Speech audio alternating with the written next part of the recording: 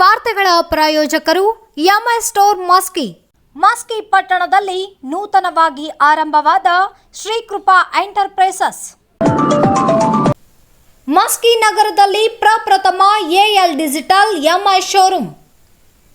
MI ಕಂಪನಿಯ mobile, TV, CC camera, water purify, laptop, charger, headphone, power bank ಸೇರಿದಂತೆ MI ಕಂಪನಿಯ product ವಸ್ತುಗಳಿಗಾಗಿ ಸಂದರ್ಶಿಸಿ.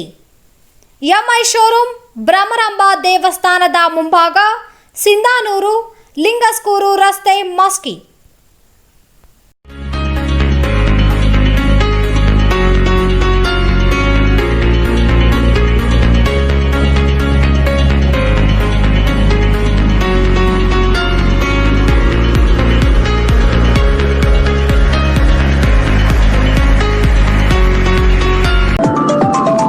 ಪ್ರತಾಪಗೌಡ ಪಾಟೀಲ್ ಯಾರ ಸಲುವಾಗಿ ಶಾಸಕ ಸ್ಥಾನಕ್ಕೆ ರಾಜೀನಾಮೆ ನೀಡಿದರು? ಯಾವ ಕಾರಣಕ್ಕೆ ಪಕ್ಷ ಬಿಟ್ಟರು? ಮಸ್ಕಿ ಕ್ಷೇತ್ರದ ಜನ ಕಷ್ಟಪಟ್ಟು 213 ಮತಗಳಿಂದ ಆಯ್ಕೆ ಮಾಡಿದ್ದಾರೆ. ಅವರಿಗೆ ಮೋಸ ಮಾಡಿದ್ದಾರೆ ಎಂದು ಕುಷ್ಟಗಿ ಶಾಸಕ ಅಮರೇಗೌಡ ಪಾಟೀಲ್ ಬಯ್ಯಾಪುರ್ ಮಾಜಿ ಶಾಸಕ ಪ್ರತಾಪಗೌಡ ಪಾಟೀಲ್ ವಿರುದ್ಧ ವಾಗ್ದಾಳಿ ನಡೆಸಿದರು. ಮಸ್ಕಿಯ ಕಾಂಗ್ರೆಸ್ ಕಚೇರಿಯಲ್ಲಿ ನಡೆದ ಸುದ್ದಿಗೋಷ್ಠಿಯಲ್ಲಿ ಮಾತನಾಡಿದ ಅವರು, ಕಷ್ಟಪಟ್ಟು ಗೆಲ್ಲಿಸಿದ್ದ ಜನರೇ ಇವತ್ತು ಸೋಲಿಸಲು ಮುಂದಾಗಿದ್ದಾರೆ ಎಂದರು. ಮಸ್ಕಿ ಉಪಚುನಾವಣೆಯಲ್ಲಿ ಕಾಂಗ್ರೆಸ್ ಗೆಲುವು ನಿಶ್ಚಿತ. ಪ್ರತಾಪಗೌಡ ಅವರನ್ನು ಸೋಲಿಸಲು ಹೆಚ್ಚಿನ ಸಂಖ್ಯೆಯಲ್ಲಿ ಯುವಕರು ಪಣ ತೊಟ್ಟಿದ್ದಾರೆ ಎಂದರು. ಜಿಲ್ಲೆಯ ಕಾಂಗ್ರೆಸ್ ಮುಖಂಡರು ಒಟ್ಟಾಗಿ ಚುನಾವಣೆ ಮಾಡುತ್ತೇವೆ, ಗೆದ್ದೇ ಗೆಲ್ಲುತ್ತೇವೆ, ಕಾದು ನೋಡಿ ಎಂದರು. ಸಿರಾ ಹಾಗೂ ಆರ್ಆರ್ ನಗರದಲ್ಲಿ ಅಕ್ರಮದಿಂದ ಬಿಜೆಪಿ ಗೆದ್ದಿದೆ ಎಂದರು. ಎಲ್ಲರೂ ಗೆಲ್ತೀವಂತನ ನಿಂತಿರ್ತಾರೆ. ಅದು ಮುಂದೆ ತೀರ್ಮಾನ ಮಾಡ್ತಕ್ಕಂಥವರು ಈ ಸಾರ್ವಜನಿಕರು, ಯುವಕರು, ಬುದ್ಧಿಜೀವಿಗಳು, ನಿಮ್ಮಂಥವ್ರು ಕೂಡ ಅದರ ಪಾಲ್ದಾರರಾಗಬೇಕು.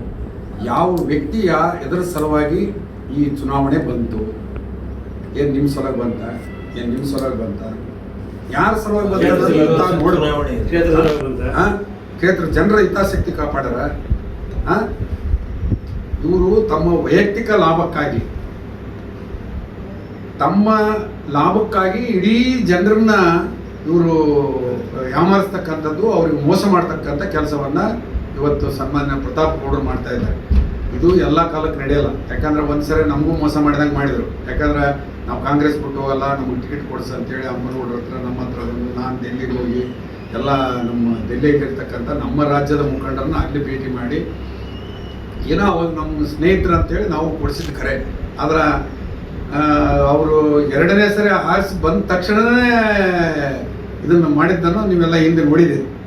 ಇದು ಒಳ್ಳೆಯ ವಿಚಾರ ಅಲ್ಲ. ಇವು ರಾಜಕಾರಣದಾಗ ಗೆದ್ದೋದು ಸೋಲೋದು ಎಲ್ಲರಿಗೂ ಇರ್ತದೆ. ನಾವೆಲ್ಲರೂ ಗೆದ್ದೀವಿ, ಸೋತೀವಿ. ಯಾರು ಇವರೇನು ಕಾಯಂ ಚಿರಂಜೀವಿಗಳಲ್ಲ. ಗೆದ್ದಿತ್ತೀವಿ ಅನ್ನಕ ಜನರು ನಮ್ಮನ್ನು ಗೆಲ್ಲಿಸ್ಬೇಕಾಗಿದೆ. ಈ ಸರಿ ಜನರೇ ತೀರ್ಮಾನ ಮಾಡ್ಯಾರ. ಇವತ್ತು ನಾವು ಇಲ್ಲಿ ಕುಂತು ಮಾತನಾಡತಕ್ಕಂಥ ಶಕ್ತಿ ತುಂಬಿದವರೇ ಆ ಜನರು. ನಾವು ಪ್ರತಾಪಗೌಡರನ್ನು ಸೋಲಿಸ್ತೀವಿ, ನೀವು ಬಂದು ಮುಂದೆ ನಿಂದ್ರಿ ಅಂತ ಅಷ್ಟೇ ಹೇಳ್ಯಾರ. ನಾವು ಮುಂದೆ ನಿಂದ್ರ ಅಷ್ಟೇ.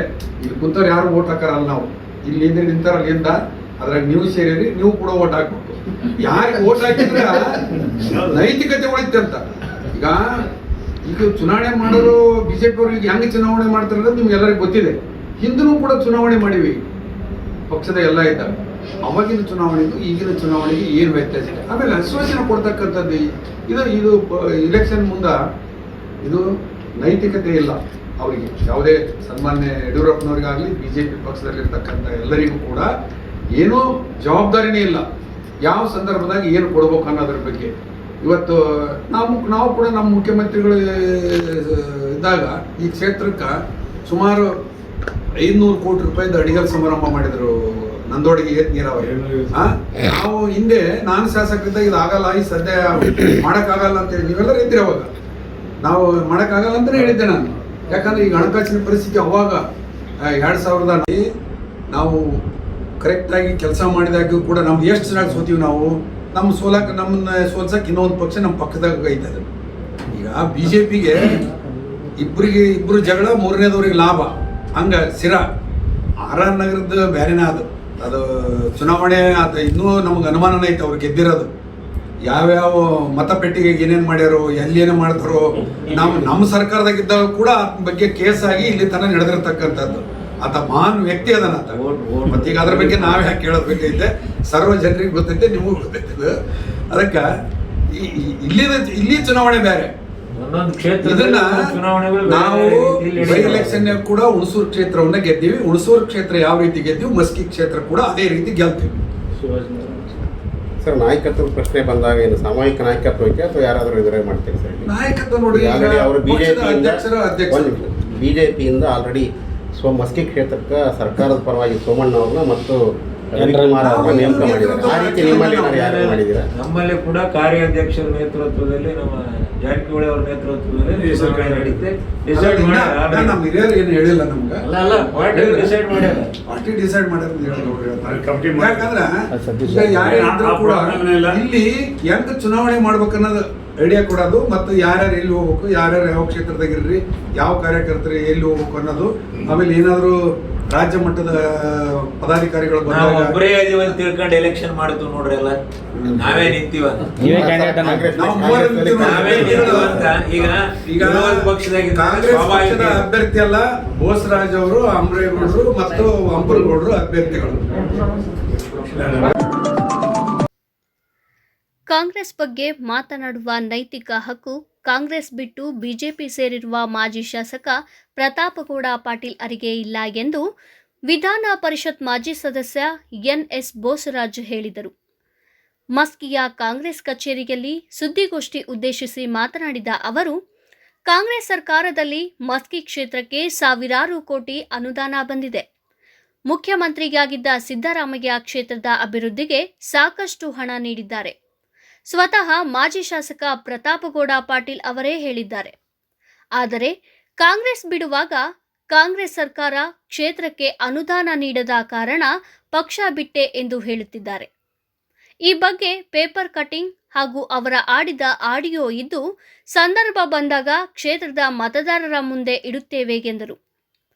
ಸ್ವಾರ್ಥಕ್ಕಾಗಿ ಕಾಂಗ್ರೆಸ್ನ ಸಾವಿರಾರು ಕಾರ್ಯಕರ್ತರಿಗೆ ಮೋಸ ಮಾಡಿ ಕಾಂಗ್ರೆಸ್ ಬಿಟ್ಟು ಬಿಜೆಪಿ ಸೇರಿದ್ದಾರೆ.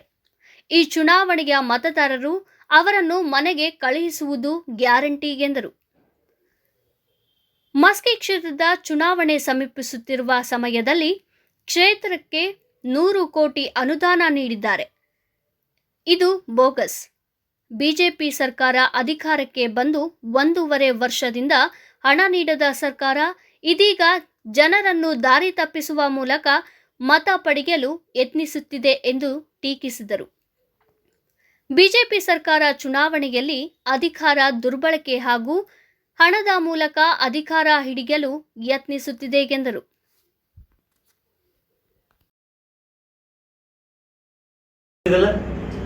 ಯಾಕೆ ಮಾಡಿಲ್ಲ 1 ವರ್ಷದಿಂದ? ಅವ್ರು ಇವತ್ತು ನಿನ್ನೆ ಮೊನ್ನೆ ಅನೌನ್ಸ್ ಮಾಡಿರ್ತಕ್ಕಂಥದ್ದು ಮಾಡಿ ನಾವು ಸ್ವಾಗತ ಮಾಡ್ತೀವಿ. ಮಸ್ಕಿ ಕ್ಷೇತ್ರಕ್ಕೆ ಅಭಿವೃದ್ಧಿಗೆ ಏನೇ ದುಡ್ಡು ಕೊಡ್ತೀವಿ, ಯಾವುದೇ ಸರ್ಕಾರ ಕೊಡ್ತದೋ ನಾವು ಸ್ವಾಗತ ಮಾಡ್ತೀವಿ. ಆದರೆ ಈ 1.5 ವರ್ಷದಿಂದ ಆ ಸರ್ಕಾರ ಬಂದಿದ್ರೆ ಮಾಡಲಾರ್ದು ಇವತ್ತು ನಿನ್ನೆ ಯಾಕೆ ಬಂತದೆ? ಅದೇ ಮರಾಠದ ಇದು ಮಾಡ್ತೀವಿ ಅಂತ ಈಗ ಯಾಕೆ ಬಂತು? ಇಷ್ಟು ದಿವಸದ ಯಾಕೆ ಮಾಡಲಿಲ್ಲ? ಎಷ್ಟು ಮಂದಿಗೆ ನಿಗಮ ಮಾಡ್ತಾವೆ ಅಂತೇಳಿ ಅನೇಕ ವರ್ಷಗಳಿಂದ ಅವರು ಕೇಳ್ತಾ ಇದ್ದಾರೆ. ಈಗ 1.5 ವರ್ಷದಿಂದಲೂ ಕೇಳ್ತಾ ಇದ್ದಾರೆ ಅವ್ರಿಗೆ. ಯಾಕಂದರೆ ಅಲ್ಲಿ ಬೆಳಗಾಂನಲ್ಲಿ ಎಲೆಕ್ಷನ್ ಬರ್ತದೆ, ಅಲ್ಲಿನೂ ಇದ್ದಾರೆ ಅವರು, ಇಲ್ಲಿನೂ ಇದ್ದಾರೆ, ಅಲ್ಲಿ ಬಸವ ಕಲ್ಯಾಣಕ್ಕೆ. ಆ ಕಾರಣಕ್ಕಾಗಿ ಈಗ ನಿಗಮ ಮಾಡ್ತು ಅಂತಾರೆ. ನೀವು ಆಶ್ವಾಸನೆ ವೀರಶೈವರಿಗೆ ಮಾಡ್ತು ಅಂತ ಆಶ್ವಾಸನೆ ಕೊಟ್ಟರು, ಕಾಳುಗಾರರಿಗೆ ಮಾಡ್ತು ಅಂತ ಆಶ್ವಾಸನೆ ಕೊಟ್ಟರು, ಕೇಳಿದ್ರೆ ಎಲ್ಲರಿಗೂ ಆಶ್ವಾಸನೆ ಮಾಡಿದ್ರು. ಯಾಕೆ ಮಾಡೋಲ್ಲರು? ಇದಕ್ಕೆ ಮೊದಲು ಹೇಳಿರ್ತಕ್ಕಂಥವು ಎಲ್ಲ ಸುಳ್ಳು ಹೇಳೋದು, ಅದನ್ನೇ 10 ಸಲ ಸುಳ್ಳು ಹೇಳಿ ನಿಜ ಅಂತ ಹೇಳಿ ತೋರಿಸ್ತಾ ಇರ್ತೀವಿ. ಬಂದಾಗ ಎಲ್ಲ ಯಾವ ರೀತಿಯಾಗಿ ತಂತ್ರಗಾರಿಕೆ ಮಾಡ್ಬೇಕು, ಯಾವ ರೀತಿಯಾಗಿ ಒತ್ತಡ ಮಾಡ್ಬೇಕು, ಯಾವ ರೀತಿಯಾಗಿ ಮತದಾರ ದಾರಿ ತಪ್ಪಿಸ್ಬೇಕು, ಅವೆಲ್ಲ ಪ್ರಯತ್ನ ಮಾಡ್ತಾರೆ. ಒಂದು ಮನೆ ಕೊಡ್ಲಿಕ್ಕಾಯ್ತೆ, ಒಂದು ಪಂಚಾಯತಿಗೆ ಯಾರಾದರೂ ಹೇಳಿ ಯಾವ ಪಂಚಾಯತಿಗೆ ಕೊಟ್ಟರು? ಹಳೆ ಪೇಮೆಂಟ್ ಇವತ್ತರ ಪಂಚಾಯತಿಗಳಲ್ಲಿ ಮನೆಗಳು ಕಟ್ಟಿರೋದ್ರಿಗೆ ಯಾರಿಗೆಲ್ಲ ಕೊಟ್ಟಿದ್ರೆ ದುಡ್ಡು ಕಡಿ ಚೆಲ್ಲದು ಪೇಮೆಂಟ್ ಆಗಿದಂತೆ. ಹಿಂದಿನ ಸರ್ಕಾರದಲ್ಲಿ ಮಾಡಿರ್ತಕ್ಕಂಥ ಮನೆಗಳಿಗೆ ಪೇಮೆಂಟ್ ಮಾಡಬೇಕಲ್ಲ ಬಂದಿರ್ತಕ್ಕಂಥ ಸರ್ಕಾರ. ಇವತ್ತು ನನಗೆ 1 ರೂಪಾಯಿ ಕೊಟ್ಟಿಲ್ಲ. ಸೊ ಈ ಪರಿಸ್ಥಿತಿ ಇದ್ದಾಗ ಇಷ್ಟು ಕೋಟಿಗಳು ಇದಕ್ಕೆ ಕೊಟ್ಟು, ಇಷ್ಟು ಕೋಟಿಗಳು ಇದಕ್ಕೆ ಕೊಟ್ಟಿದ್ದು ಜನ ನಂಬ್ತಾರ? ಪ್ರಕಾರ ಚುನಾವಣೆ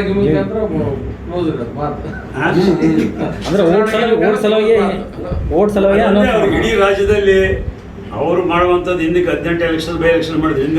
ಹಿಂದಿನ ಆದಾಗ ಅವ್ರು ಏನಂದರೆ ಇದನ್ನೇ ಮಾಡ್ತಾರೆ. ಅದಕ್ಕೇನು ಯಾವ ರೀತಿ ಅದೇ ಏನಿದೆ ಎಲ್ಲವನ್ನೂ ದತ್ತ ತಗೊಂಡು ಅಂತ ಹೇಳ್ತಾರೆ. ಯಾವ ಊರಿಗೆ ಹೋದ್ರೆ ಊರಿಗೆ ದತ್ತ ತಗೊಂಡು ಅಂತ ಹೇಳ್ತಾರೆ. ಇಲ್ಲಿಂದ ಎಲ್ಲ ಇದೇ ಗ್ರಾಮ ಇದೇ ಕ್ಷೇತ್ರ ಕೊಡ್ತು ಅಂತ ಹೇಳ್ತಾರೆ. ಅಲ್ಲಿ ನಿಜ ಪರಿಸ್ಥಿತಿ ನೀವು ಅರ್ಥ ಮಾಡ್ಕೊಳ್ಬೇಕಲ್ಲ. ಇಲ್ಲಿ ಪರಿಸ್ಥಿತಿ ಏನು, ರೈತರ ಪರಿಸ್ಥಿತಿ ಏನು, ಬಡವರ ಪರಿಸ್ಥಿತಿ ಏನು, ಇಲ್ಲಿರ್ತಕ್ಕಂಥ ಜನರ ಪರಿಸ್ಥಿತಿ ಏನು, ಅದನ್ನು ಯಾವ ರೀತಿ ಡೆವಲಪ್ ಮಾಡಬೇಕು, ಹಿಂದಕ್ಕೆ ನಾವು ಏನು ಮಾಡಿದ್ವಿ, ಹಿಂದೆ ಕೊಟ್ಟಿರ್ತಕ್ಕಂಥ ಆಶ್ವಾಸನೆಗಳೇನು. 362 ಕೋಟಿಗೆ ಪ್ರಪೋಸಲ್ ಆಗಿದೆ ಡಿ ಸಿಗಳನ್ನು. ₹1 ಬಂದಿಲ್ಲ ಇವತ್ತು ನನ್ನ ಕಾಂಪನ್ಸೇಷನ್. 200 ಮತ್ತೆ ಸೆಕೆಂಡ್ ಪ್ರಪೋಸಲ್ ಕಳಿಸಿದ್ದಾರೆ ಮತ್ತೆ ಪರಿಹಾರಕ್ಕೆ, ₹1 ಬಂದಿಲ್ಲ.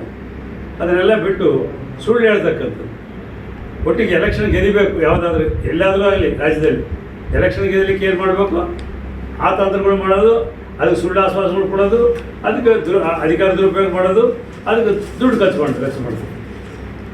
ಇದನ್ನು ಮಾಡಿ ಎಲೆಕ್ಷನ್ ಗೆದ್ದರೆ ಜನರ ಮೇಲೆ, ಮತದಾರರ ಮೇಲೆ ಅವ್ರಿಗೆ ವಿಶ್ವಾಸ ಇಲ್ಲ. ತಂತ್ರಗಾರಿಗಳಿಂದ, ದುಡ್ಡಿನಿಂದ, ಅಧಿಕಾರಗಳಿಂದ ಚುನಾವಣೆ ಗೆಲ್ಲಬೇಕೆಂಬುದೇ ಹೊರತು. ನೀವು ಎಲ್ಲಾದರೂ ನೋಡಿರಿ, ರಸ್ತೆಗಳ ಪರಿಸ್ಥಿತಿ ಏನಾದ ಜಿಲ್ಲಾದಲ್ಲಿ ರಿಪೇರಿ ಮಾಡಲಿಕ್ಕೆ ದುಡ್ಡಿಲ್ಲ.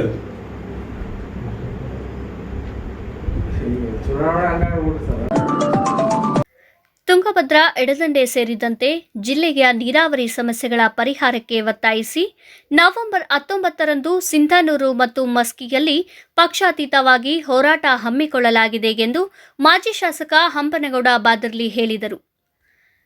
ಮಸ್ಕಿ ಕಾಂಗ್ರೆಸ್ ಕಚೇರಿಯಲ್ಲಿ ನಡೆದ ಸುದ್ದಿಗೋಷ್ಠಿಯಲ್ಲಿ ಮಾತನಾಡಿದ ಅವರು, ಬಿಜೆಪಿ ಸರ್ಕಾರ ನೀರಾವರಿ ಯೋಜನೆಗಳಿಗೆ ಹಣ ನೀಡದೆ ವಂಚನೆ ಮಾಡಿದೆ. ಸರ್ಕಾರದ ವಿರುದ್ಧ ಹೋರಾಟ ನಡೆಸಲಾಗುವುದು ಎಂದರು. ನೀರಾವರಿ ಯೋಜನೆಗಳು ಬಹಳಷ್ಟು ದೊಡ್ಡ ದೊಡ್ಡ ಯೋಜನೆಗಳು, ವೈಯಕ್ತಿಕ ಗಂಗಾ ಕಲ್ಯಾಣ ಯೋಜನೆಗಳು ಎಷ್ಟು ಮಂಜೂರು ಮಾಡಿಕೊಟ್ಟಾರಂದರೆ, ವಿಶೇಷವಾಗಿ ಮಸ್ಕಿ ಕ್ಷೇತ್ರದಲ್ಲಿ ಆ ಅವಧಿಯಲ್ಲಿ ನನ್ನ ಅಂದಾಜಿನ ಪ್ರಕಾರ 1800ರಿಂದ 2000 ಕೋಟಿ ಕೆಲಸಗಳಾಗಿದ್ದಾವೆ, ಅಭಿವೃದ್ಧಿ ಕೆಲಸಗಳು.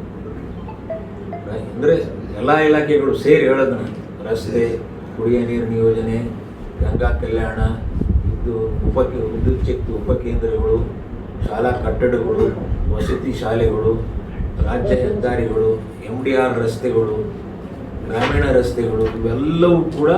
ಆಮೇಲೆ SC ST ಈ ಕಾಂಪೊನೆಂಟ್ ಯೋಜನೆಯಲ್ಲಿ ಮ್ಯಾಕ್ಸಿಮಮ್ ಹಣವನ್ನು ಆ ಸಮಯದಲ್ಲಿ ಗ್ರಾಮೀಣ ಅಭಿವೃದ್ಧಿಗೆ ಒತ್ತು ಕೊಟ್ಟು ಖರ್ಚು ಮಾಡಿರತಕ್ಕಂಥ ಕೀರ್ತಿ ಕೂಡ ಸಿದ್ದರಾಮಯ್ಯನವ್ರ ಸರ್ಕಾರಕ್ಕೆ ಸಲ್ಲುತ್ತಮ್ಮ ಮಾತನ್ನು ಈ ಸಂದರ್ಭದಲ್ಲಿ ಹೇಳಿದರೆ ತಪ್ಪಾಗಲಿಕ್ಕಿಲ್ಲ.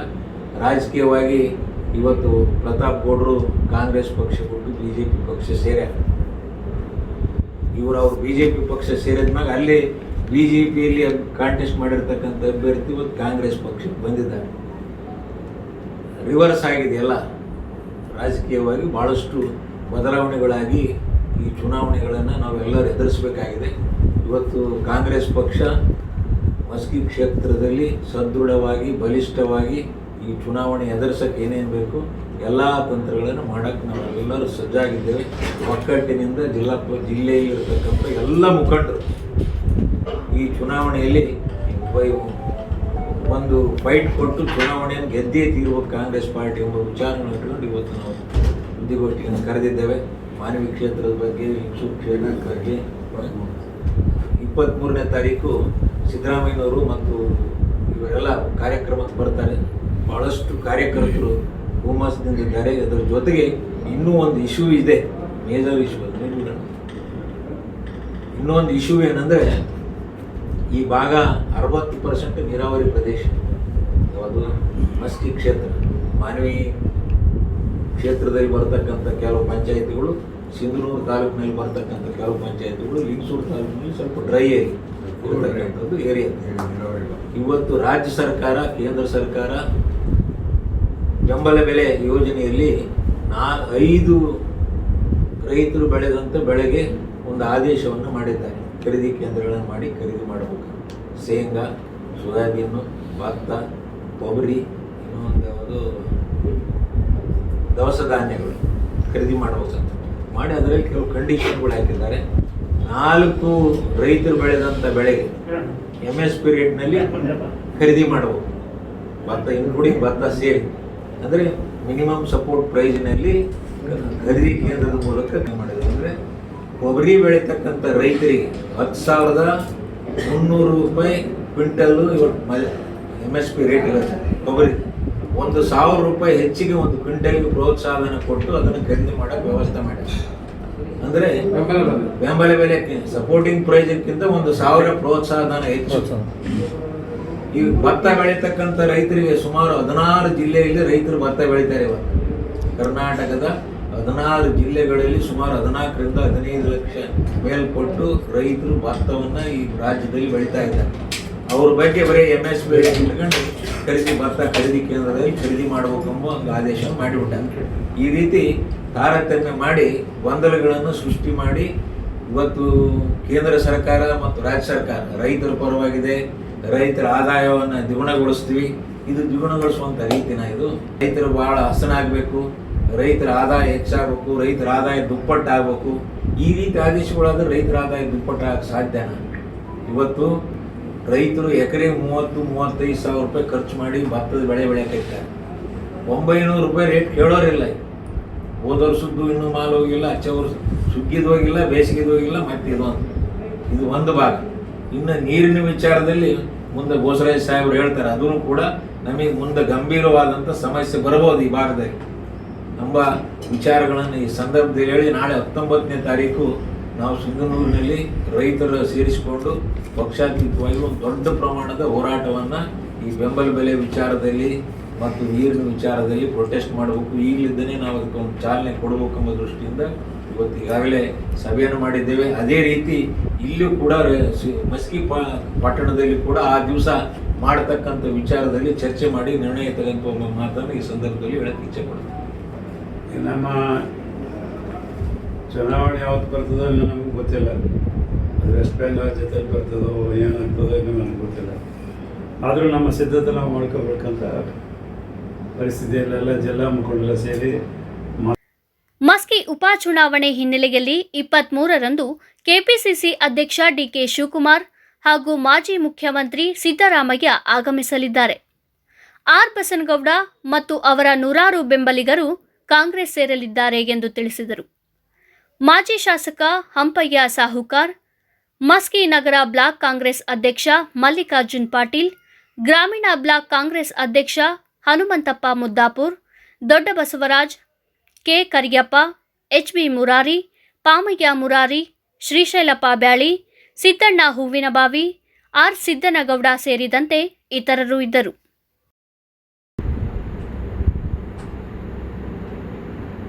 ಮಸ್ಕಿ ಕ್ಷೇತ್ರದ ಉಪಚುನಾವಣೆಗಳು ಅದೆಲ್ಲ ಜೀವನದಲ್ಲಿ ಆಗಮಿಸ್ತಕ್ಕಂಥ ಒಂದು ದಿನಾಂಕ ನಿಗದಿಪಡಿಸಬಹುದು ಎಂಬ ದೃಷ್ಟಿಯಿಂದ ಈ ಒಂದು ಕಾರ್ಯಕ್ರಮವನ್ನು ಏರ್ಪಡಿಸಲಾಗಿದೆ.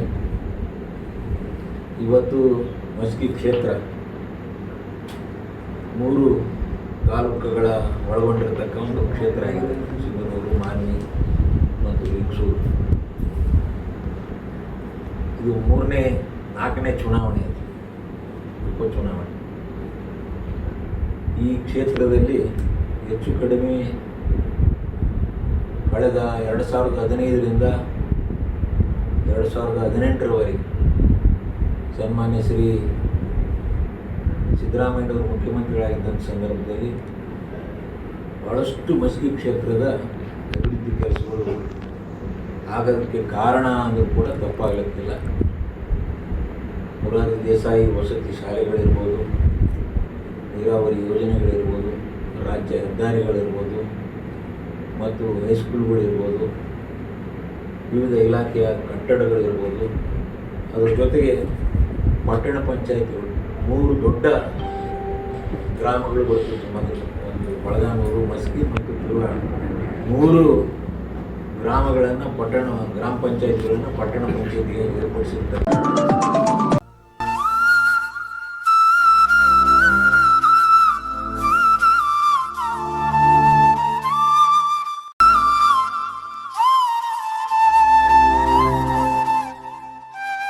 ಖಾದಿ ಉತ್ಪನ್ನಗಳ ಬಟ್ಟೆಗಳಿಗಾಗಿ ಹಿಂದೆ ಭೇಟಿ ನೀಡಿ. ಗವಿಶ್ರೀ ಖಾದಿ ಭಂಡಾರ, ದೈವದ ಕಟ್ಟೆ ಹತ್ತಿರ, ಮಸ್ಕಿ. ಮಸ್ಕಿ ಪಟ್ಟಣದಲ್ಲಿ ನೂತನವಾಗಿ ಆರಂಭವಾದ ಶ್ರೀಕೃಪಾ ಎಂಟರ್ಪ್ರೈಸಸ್. ನಮ್ಮಲ್ಲಿ ಮನೆ ಬಳಕೆಗೆ ಬೇಕಾದ ಉತ್ತಮ ಗುಣಮಟ್ಟದ JSW cement, UltraTech cement, JK super cement, Shri ಹಾಗೂ ರತ್ನ ಸಿಮೆಂಟ್ಗಳಿಗಾಗಿ ಹಿಂದೆ ಭೇಟಿ ಕೊಡಿ.